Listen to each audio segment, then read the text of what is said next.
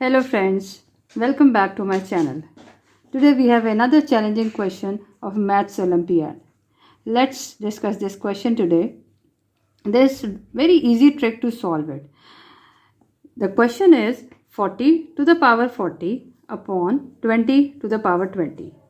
First of all, we will split the power of 40 into 20 and 20. Now the question is, why to split it into 20 and why not some other number? The answer is that the denominator 20 has the power 20. So that power will be used further in the question. So what we will do, we will simply split the power of 40 into 20 plus 20, right? And the denominator will be written as it is, that is 20 to the power 20. Now we have a rule which you all people are familiar with, that a raised to the power m plus n can be written as a raised to the power m dot a raised to the power n. So you can write it like 40 to the power 20 dot 40 to the power 20 upon 20 to the power 20.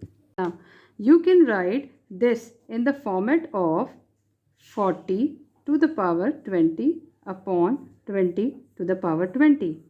Now let's discuss another rule at this point, that when a is raised to the power m upon b raised to the power m can be written as a upon b raised to the power m.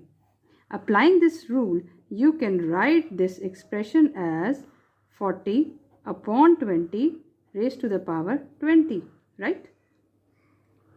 Now in the next step, what we will do, we will cancel out, this is 20 and this is 2.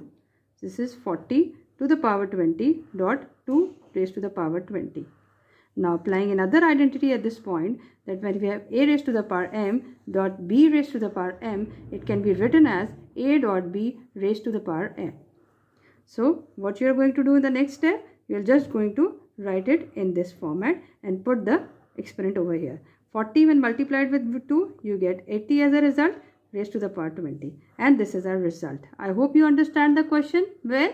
If you like it, kindly subscribe it. Thank you.